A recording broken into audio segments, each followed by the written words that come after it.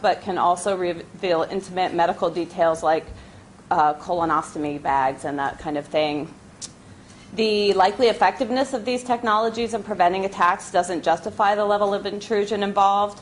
It's far from clear that body scanners would have detected the anatomically congruent explosives that the would-be terrorist Umar Farouk Abdul Muttalib did in December 2009, the underwear bomber, right? Long name for underwear bomber, but he not only might not have been detected, but terrorism is a dynamic threat. It changes. Terrorists react and adapt to security measures, and if they believe that everybody's going to go through a body scanner, then they can start putting explosives in body cavities, which it will not detect.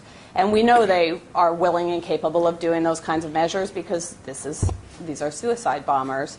I'm thrilled that New Jersey's legislators are taking the lead on this issue, and I hope that legislators in other states are also going to pass resolutions so that it sends a one voice kind of message to the federal government that enough's enough. I think every American knows that security is never absolute and never will be. What we have to do is deal with both political and basic security measures that will help us lead to a more peaceful society and have the least invasion of privacy and the least invasion on our constitutional rights. So the ACLU is proud to stand with these progressive legislators. That's progressive with a small p. Small p. Because they're standing up for our constitutional rights, and it's a voice that needs to be heard. And I think, I have a flight booked right now to Las Vegas in about a month. I'm terrified to go through this experience. One last thing I want to mention is that in England, where they've spent about a third of all law enforcement budget on video surveillance, there's study after study after study that shows that those who observe the surveillance are tracked to look at pretty girls' special parts.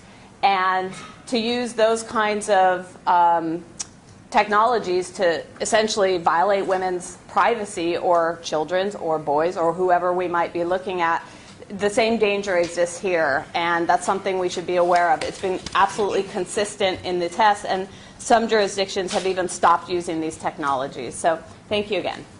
As you heard from the ACLU, England repealed these machines after 4 years.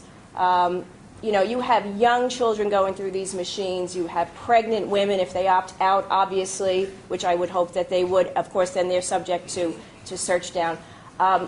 We're not talking about limiting security. We're talking about using security wisely. Nothing is foolproof. Believe me. I know that, these terrorists are, going to get around anything they can. But we need to make sure that we are not putting our children at risk by putting them through these machines. We're not putting people with health issues, pregnant women. And I plan to write a letter to the TSA. Also, my concern is the screening process of the opt-out. If you have a child that goes through this, you could be causing trauma to that child. You also, I wonder, are these TSA agents, cleared on a psychological evaluation? And, what do they go through in terms of their clearances in being approved to do this? So there are many, many unanswered questions in addition to the radiation.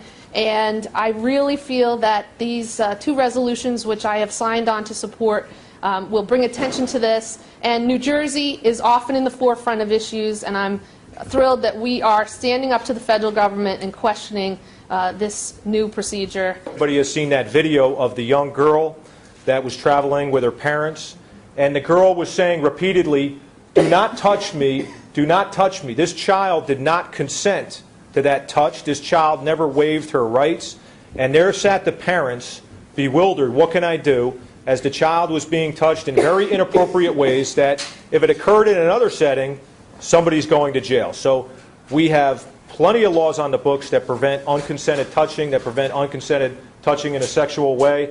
And we have parents that are telling their children, don't let anybody touch you in this way, yet when we go to the airport, forget about that.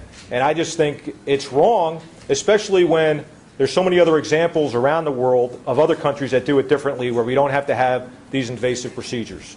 Depending on how the images are stored and viewed, that, you know, it could implicate pornography or child pornography laws. And just the idea in this world where we're combating so much around the naked images of children to sort of create unnecessarily, I think that's the key, unnecessarily create a forum like that. The ACLU's recommendation is that these machines not be used as a widespread tool at all, but rather be offered when their suspicion rises to the level of probable cause, and the person could be subject to a strip search. Then this could be an alternative, a less invasive alternative to the strip search. That's the right use of this machine, and that's the only right use of this machine. Right. This is about up with American freedom. The Western world has been an open society, and we're seeing it right before our eyes become a prison camp.